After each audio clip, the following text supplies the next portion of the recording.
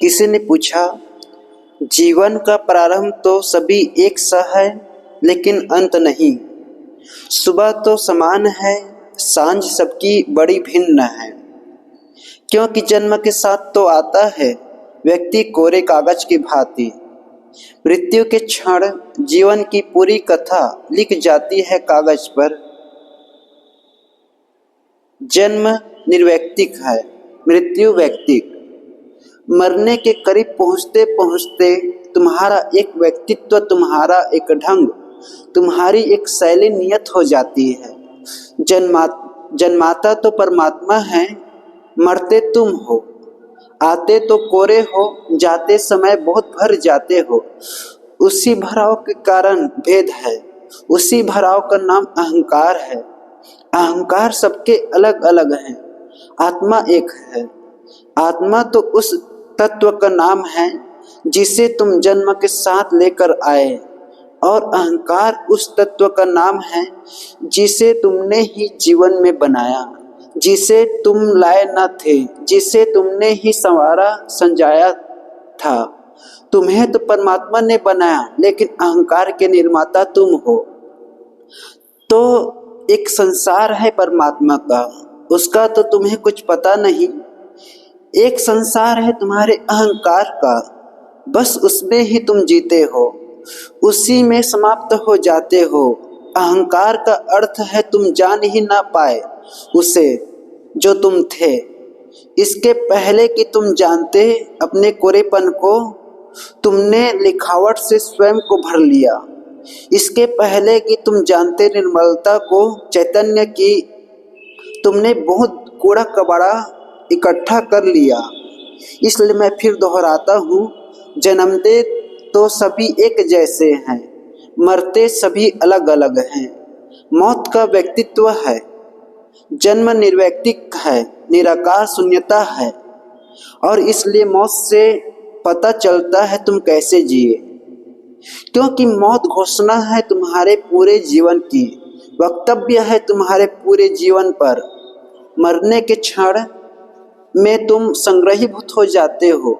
तुम्हारा 70-80 साल का, 100 साल का जीवन एक क्षण में समा जाता है। उस क्षण में तुम प्रकट होते हो।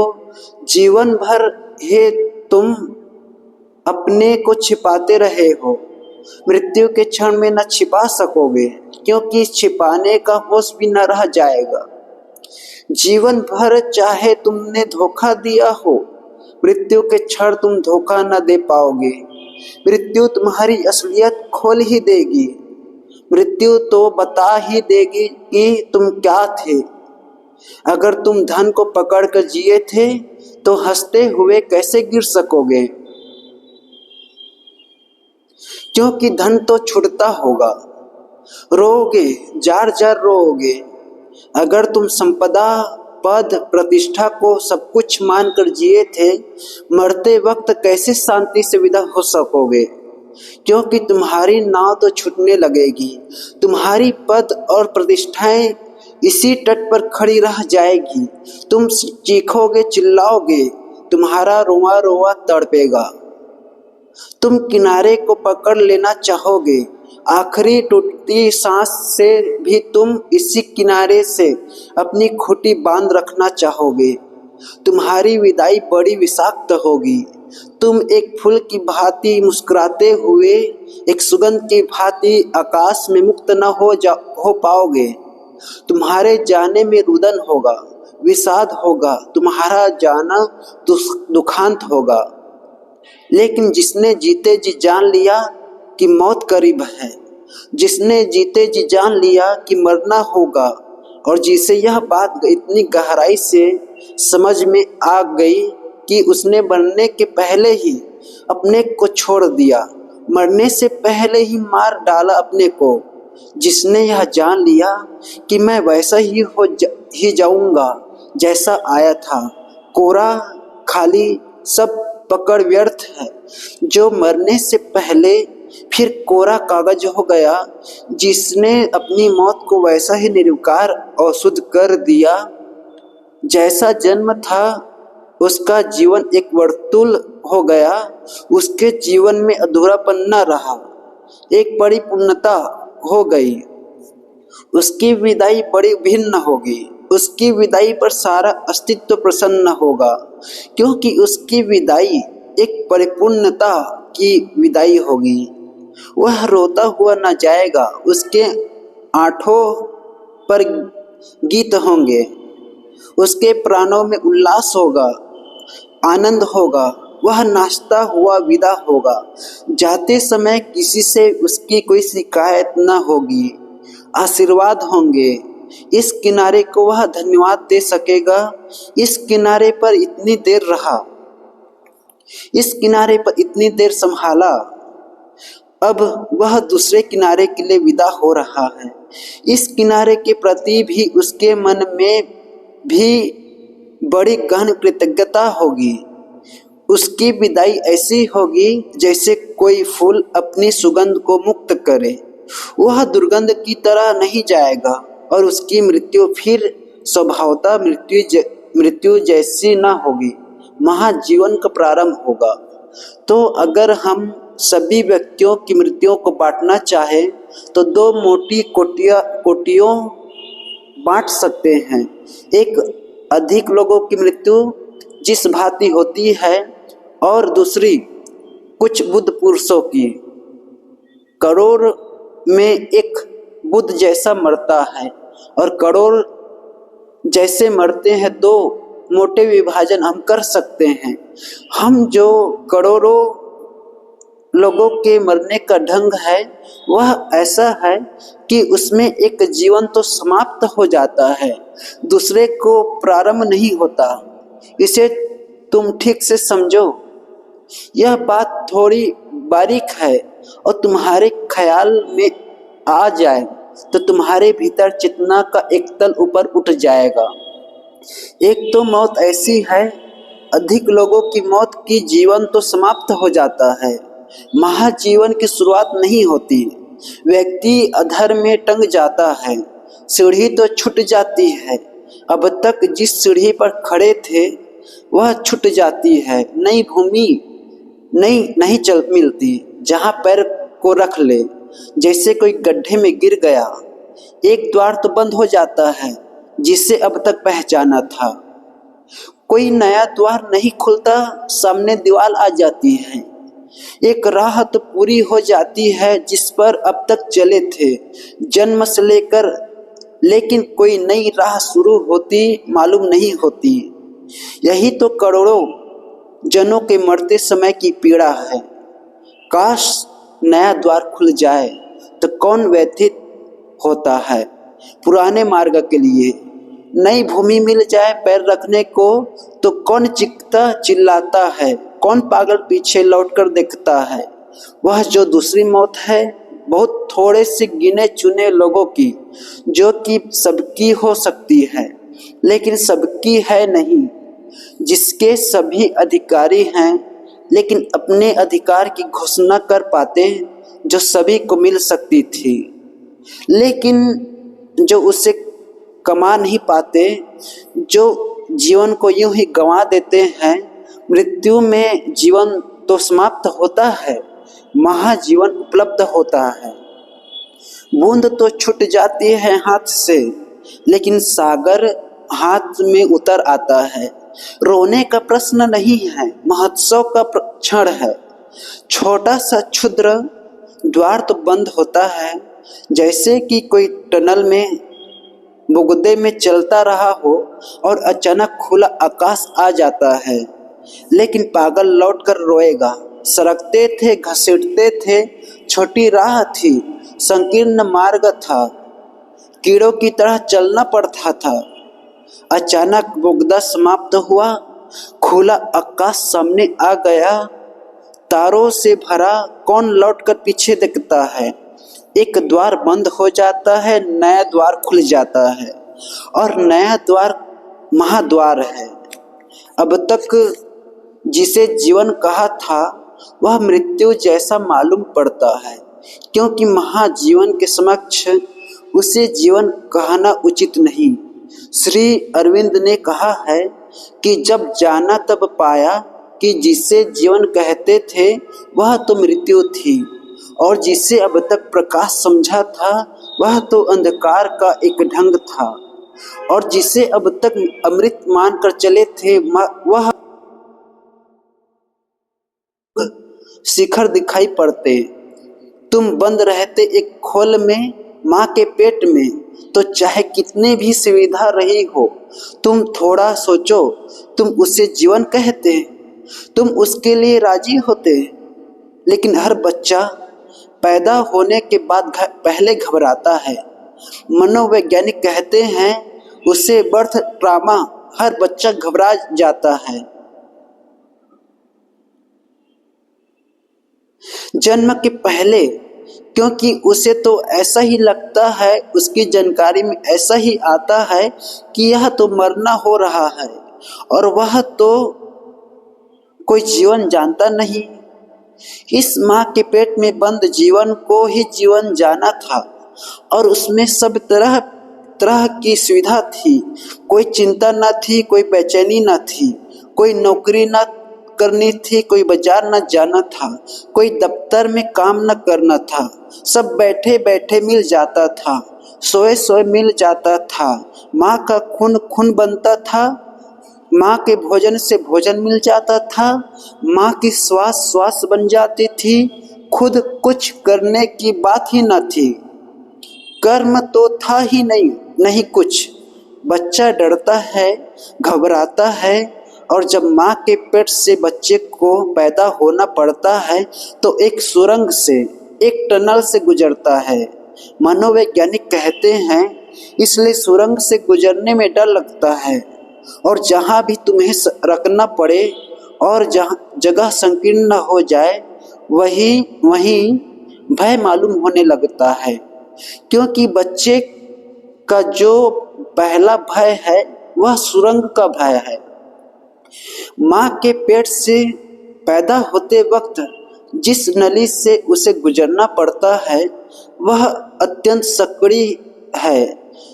वह सब तरह से दबोचती है, सब तरह से प्राण उसके संकट में पड़ जाते हैं। मनोवैज्ञानिक कहते हैं कि जीवन भर जहाँ तुम्हें फिर कहीं ऐसी स्थिति आ जाएगी जहाँ तुम दबाए हुए अपने को अनुभव करोगे, तत्क्षण तुम्हें बर्थ ट्रॉमा, वह जो जन्म की पीड़ा थी, उसका पुनः स्मरण हो जाएगा। तुम फिर घबरा जाओगे, इसलिए तो तुम्हें भीड़ में घबराहट मालूम होती है। अगर चारों तरफ से भीड़ ही भीड़ दबोच रही हो तो तुम्हें बड़ी हैरानी मालूम होती है, बड़ी भीतर बेचैनी, जैसे गला घोटा जा रहा है। वह घबराहट जन्म के समय बच्चे ने जो पहला अनुभव किया है उसकी घबराहट है। बच्चे को ऐसा ही लगता है वह मरा, और वह यह बिल्कुल तर्कयुक्त लगना, क्योंकि और तो कोई जीवन बच्चा जानता नहीं। तो जीवन था उजड़ा, जिसे अब तक सुख सुविधा मानी थी वह मिटी। मृत्यु भी एक सुरंग है। अगर घबरा गए, अगर इतने न घबराए गए कि बेहोश हो गए घबराहट में, इतने दुखी और बेचैन न हो गए जो कुछ रहा है उसके कारण कि जो मिल रहा है वह दिखाई न पड़े। कई बार तुम्हारे हाथ से कंकड़ पत्थर छीने जाते हैं, लेकिन कंकड़ पत्थरों को तुमने हीरे समझा था। तुम उन्हें छोड़ते नहीं, तुम मुट्ठी बांधते हो, तुम सारी ताकत लगाते हो कोई छुड़ा न ले। तुम्हें पता नहीं कि हीरे जवाहरात दिए जाने की तैयारी की जा रही है। तुम्हें पता हो भी कैसे सकता है। तुम इतना उपद्रव मचा सकते हो कि कंकड़ पत्थर छोड़ने में कि तुम बेहोश हो जाओ। तुम इतने दुखी हो सकते हो कि चैतन्य खो दो, फिर हीरे जवाहरात पड़े रह जाएंगे। तुम इसी पीड़ा में पड़े रहोगे कि तुम्हारा जीवन सब भार छीन लिया गया। मृत्यु एक सुरंग है, जो घबरा गया जो डर गया, जिसने जोर से पकड़ा, वह आगे खुलने वाले आकाश को न देख पाएगा। जो न डरा, जो न घबराया, बल्कि जो उत्सुक रहा, जिसने बड़ी गहन जिज्ञासा से प्रतीक्षा की और जिसने जाना कि यह सुरंग है, पार हो जाएगी, और जिसे मैंने अब तक जीवन कहा था, वह एक सुरंग का जीवन था। संकीर्ण था बहुत, गला घोटा जा रहा था, उसमें कुछ मिल नहीं रहा था उसे। जैसे ही खुले आकाश के दर्शन होंगे, उसके अहोभाव की कोई सीमा नहीं। उस क्षण पता चलेगा कि जिसे जीवन कहा वह मृत्यु थी, जिसे प्रकाश कहा वह अंधकार था, जिसे अमृत कहा वह जहर था। पर तुलना अभी तो नहीं पैदा हो सकती। तो दो तरह की मृत्यु है मोटे अर्थों में। ऐसे तो प्रत्येक व्यक्ति की मृत्यु बड़ी निजी और व्यक्तिगत है।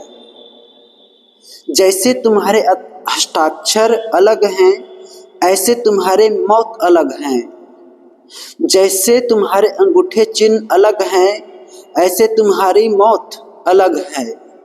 तुम्हारा जीवन तो एक है, लेकिन मौत अलग है। तुम्हारा जीवन एक है, लेकिन मौत अलग अलग है।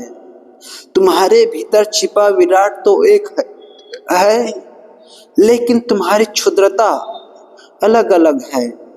तुम्हारे भीतर का आकाश तो एक है, लेकिन तुम्हारे आंगनों की दीवार अलग अलग है, अलग ढंग की है। फिर भी मोटे अर्थों में दो विभाजन हो सकते हैं, और वे दो विभाजन कीमती हैं। एक तो जागे हुए व्यक्ति की मृत्यु है। जागा हुआ यानी वह जिसने मरने के पहले मृत्यु को स्वीकार कर लिया, जो मरने से पहले मर गया। और दूसरी मृत्यु सोए हुए व्यक्ति की मृत्यु है, और तुम्हारे ऊपर निर्भर है कि कैसा मरोगे, क्योंकि तुम जैसे जियोगे वैसा ही तुम मरोगे। मृत्यु तुम्हारे सारे जीवन का सार, निचोड़, निष्कर्ष होगी, निष्पत्ति होगी। अगर तुम गलत जिए तुम गलत मरोगे, अगर तुम सम्यक जिए तुम सम्यक मरोगे। अगर तुम छोड़ते हुए जिए तो मृत्यु के पहले तुमने वह सब छोड़ ही दिया होगा जो किनारा तुमसे छीना जाता है। तुम खुद ही छोड़कर नाव में बैठ गए थे। तुम तैयार ही थे कि कब पाल खुल जाए, कब इशारा मिले और नाव यात्रा पर निकल जाए। त्याग का इतना ही अर्थ है। त्याग का अर्थ घर छोड़कर जाना नहीं, न दुकान छोड़कर भाग जाना है। त्याग का अर्थ इतना ही है कि तुम जहां भी हो उससे इतना ग्रसित हो जाना कि जब वह छीनी जाए तो तुम पीड़ा से भर जाओ। बस छोड़कर भागने की कोई जरूरत नहीं है। छोड़े हुए होने का प्रभाव पर्याप्त है। तुम कैसे, कहाँ जी रहे हो, यह सवाल नहीं है। तुम्हारे भीतर की दृष्टि क्या है? अगर तुम यह जानकर जी रहे हो कि यह सब छीन हो जाएगा और इस छीनने से तुम्हें कोई पीड़ा होने की संभावना नहीं है, तो तुम जहां भी जी रहे हो सन्यासी हो। अगर तुम जंगल भाग गए और एक लंगोटी रख ली पास और एक झोपड़ी बना ली, और तुम्हें डर लगता है कि अगर यह छीनेगी तो मैं छोड़ न पाऊंगा, जब मौत आकर लंगोटी मांगेगी तो मेरे हाथ सरलता से खुलेंगे नहीं, तो तुम वहां भी संसारी हो। संसार और संन्यास दृष्टिकोण है। तुम्हारे भीतर की बड़ी आत्यंतिक भाव दशाएं हैं। जो व्यक्ति सन्यासी की तरह जिया, उसकी मृत्यु महाजीवन का द्वार बन जाती है। जो व्यक्ति संसारी की तरह जिया, उसकी मृत्यु में सिर्फ जीवन का अंत तो हो जाता है, न जीवन का आविर्भाव नहीं होता। पुराना दिया बुझ जाता है, नया सूरज उगता नहीं। सब जाना आना खो जाता है और अपरिचित का अवतरण नहीं होता। हाथ से कंकड़ पत्थर तो छूट जाते हैं जिन्हें जवाहरात समझा था, और हीरे जवाहरात हाथ में आते नहीं। इसलिए मृत्यु ऐसे व्यक्ति की बड़ी विडंबना हो जाती है। ये दो मृत्युएं ख्याल में रखे, फरीद के वचन में आ सकेंगे। विरह ज्वर से मेरा अंग अंग जल रहा है और मैं अपने हाथों को मरोड़ती हूँ। प्रीतम से मिलने की लालसा ने मुझे बावली बना ली है। तपि तपि लोही लोही हाथ मरोड़ऊ, बावली होई सो सहु लोरऊ। इसके पहले फरीद ने कहा था कि एक ऐसी घड़ी आती है जब आशिक मासूक हो जाता है। एक ऐसी घड़ी आती है प्रेम के ज्वार की, जबकि प्रेमी प्रेसी हो जाता है। अब ये सारे वचन फरीद प्रेसी की भांति कह रहा है। अब परमात्मा प्रीतम है, फरीद प्रेसी है, परमात्मा पुरुष है, फरीद स्त्री है। ये उस घड़ी के वचन हैं, ख्याल रखना, अन्यथा तुम्हें हैरानी होगी कि फरीद अचानक स्त्री के ढंग से क्यों बोलने लगा। मैंने तुम्हें कहा कि जब तुम परमात्मा के प्रेम में शुरू में उतरते हो तब तुम्हारा प्रेम भी आक्रामक होता है। तुम इस तरह जाते हो जैसे परमात्मा पर कोई आक्रमण बोल दिया हो, धावा बोल दिया हो। तुम्हारी प्रार्थना भी आक्रामक होती है, तुम्हारी पूजा भी आक्रामक होती है, स्वाभाविक है। लेकिन जैसे जैसे तुम्हें पूजा और प्रार्थना का आनंद मिलना शुरू होता है, और जैसे जैसे तुम्हें यह समझ में मेरे आक्रमण का भाव ही मेरी पूजा की कमी है, मेरे आक्रमण का भाव ही मेरी प्रार्थना का दंश है, जैसे तुम्हें समझ में आता है कि आक्रमण के अभाव के कारण ही मेरे पूजा के दिए से अंधेरा निकलता है, प्रकाश नहीं निकलता। आक्रमण के भाव के कारण मेरा अहंकार मजबूत बना है। पूजा होगी कैसे, प्रार्थना होगी कैसे, प्रार्थना होगी कैसे। मेरा अहंकार मुझे मंदिर के भीतर जाने कैसे देगा। मंदिर के भीतर में तो तभी प्रवेश होता है जब तुम अहंकार को ही रख आते हो। जहाँ तुम जूते उतार आते हो वही छोड़ आते हो अहंकार को। बंगाल की एक पुरानी बाउलों की कथा है कि एक व्यक्ति वृंदावन की यात्रा को गया। बाउल भक्तों के लिए वृंदावन परमात्मा का घर है, वह बैकुंठ है। यह सब छोड़ दिया है, इसने सब त्याग कर दिया, क्योंकि उस परमात्मा के घर तक जाने में क्या ले जाया जा सकता है। परमात्मा के घर की यात्रा तो ऐसे है जैसे कोई पहाड़ पर चढ़ता है। जैसे जैसे ऊंचाई बढ़ती है वैसे वैसे बोझ कम करना पड़ता है, क्योंकि जितनी ऊंचाई बढ़ने लगती है उतना बोझ ज़्यादा बोझ मालूम होने लगता है। ऊंचाई पर चढ़ना हो तो बोझ कम करते हैं जाना है। जब कोई गौरी शंकर के शिखर पर पहुंचता है तो सभी बोझ छूट जाता है, अकेले ही खड़ा होता है। तो वृंदावन आते आते उसने सब त्याग कर दिया, कुछ भी न बचा। सिर पर एक जोड़ी कपड़ा रह गया पहना हुआ, और एक जोड़ी कपड़ा रह गया स्नान करके बदलने को। वह भी इसलिए बचा लिया कि वृंदावन के मंदिर में बिना स्नान कैसे प्रवेश हो सकेगा। तो एक छोटी सी पोटली जिसमें एक जोड़ी कपड़ा, बस यही कुशल सामान रह गया। वह भी स्नान की दृष्टि से ही बचाया था, वह भी कोई अपने शरीर को सजाने का सवाल न था। लेकिन परमात्मा के मंदिर में बिना स्नान के कैसे प्रवेश करूंगा। वह द्वार पर खड़ा हो गया मंदिर के, लेकिन द्वारपाल ने दोनों हाथ से उसे द्वार पर रोक दिया और कहा, भीतर न जा सकोगे। भीतर तो वही जाता है जिसके पास कुछ भी ना हो। वह बाउल हंसने भी लगा, रोने भी लगा। उसने कहा, तुम भी पागल मालूम होते हो। मेरे पास क्या बचा है? एक पोटली है, इसमें एक जोड़ी कपड़ा सिर पर है। वह भी मेरे लिए नहीं है, वह भी इसलिए कि मंदिर में बिना स्नान किए कैसे जा सकूंगा।